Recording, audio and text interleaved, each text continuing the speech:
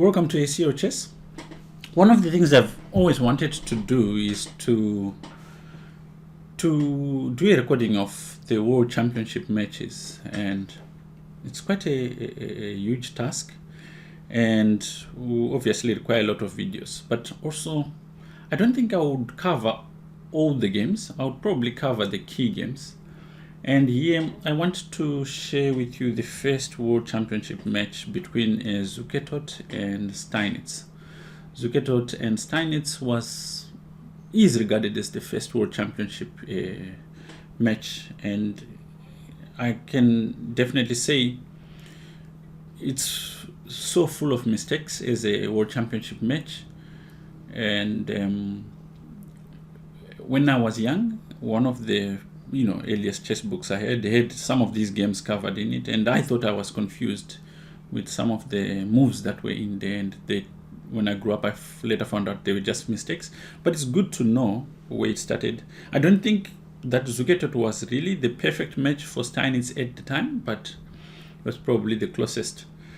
And anyway, it spawned this first match. So Steinitz won this match playing black, and it's maybe interesting to look at it from his perspective.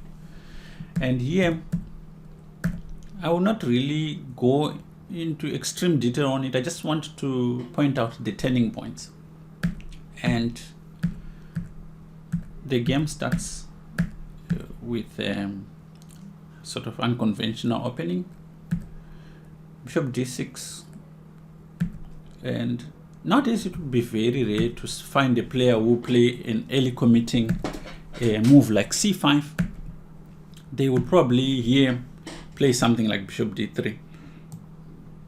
The problem with c5 is that it unnecessarily commits white to a queenside expansion, which might not be what he really wants. And here a very good move again from Steinitz, countering in the center in unjustified direction on the wings. So bishop e2, knight f6, bishop b2, e5, and here knight d2. Here you start appreciating Steinitz's perception of the game.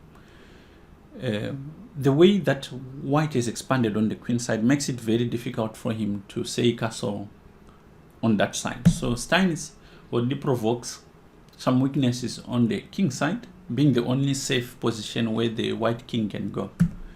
And here white plays h3. It's probably the only move. If he tries to continue with b5, knight g4 would be played, attacking that h2 pawn over here. And the problem for white is that he can't now chase away the knight, because Steinitz would follow with queen h4, and at this point he's threatening mate here, and g3 doesn't work because of bishop takes, pawn takes, and he's getting mated here. So he has to play h3 after h5. And this is something very fascinating about Steinitz. Steinitz used to be a very combative player in the early days, and then he went into sort of like hiding for a few years, and then came back after having studied a little bit more about chess, playing much more positional chess. But you can see the much more combative style that he had here. And one of his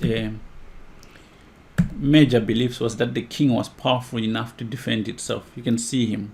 So it's very typical in his games to find that he used to delay castling like he does now. So g3, knight check. Obviously, when you commit to such a move, the knight is not coming back. So Steinitz must have calculated this idea. The whole sacrifice is based on the concept which Tarrasch later on developed to perfection, which is that sometimes you can have pieces in the game, like for instance the bishop on b2 and the rook on a1. They are on the board, but they're really not participating in anything that's happening on the board. So you can afford to sacrifice material to open up the king and attack it before these pieces can jump in.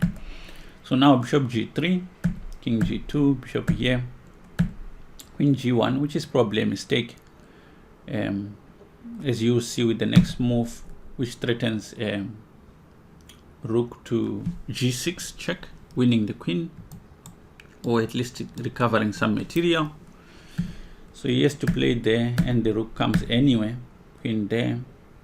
He's now threatening bishop h3, and there's nothing that white can do, because any move which results in the king going to e1, for instance, is going to be met by bishop g3 winning the queen. So he has to play takes first and rook g1 to prevent this and allow check.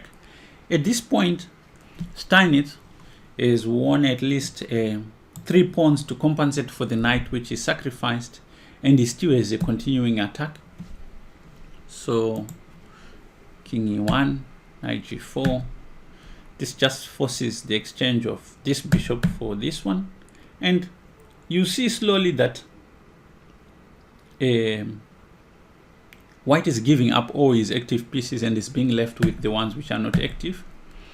So queen to e7, knight here, rook to h6. It was obviously under attack, and now g5 comes, chasing the knight away, and the rook comes back to the square.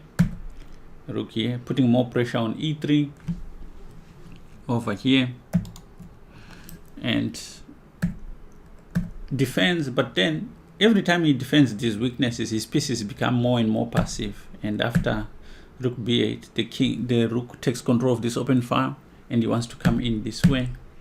f5, just putting more pressure on e3 with f4, and queen here. Now the queen gets ready to support the rook to get to this square on f2.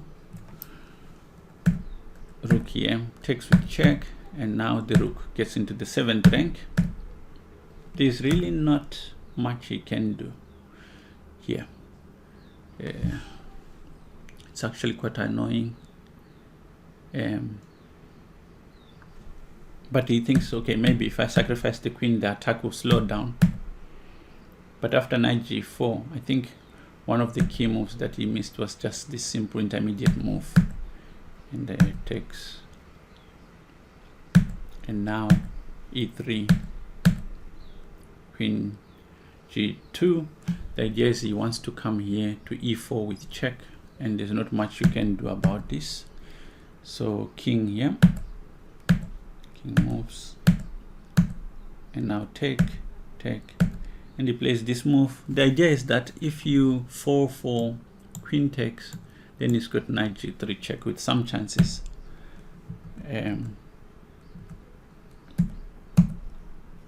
But black just simply defends against this check, and the rook is under attack, the bishop is under attack. This position has no hope for white, and white resigned. So this is the first match of the first World Chess Championship. I hope it's instructive and you glean something out of it. I'll bring you the next game next time.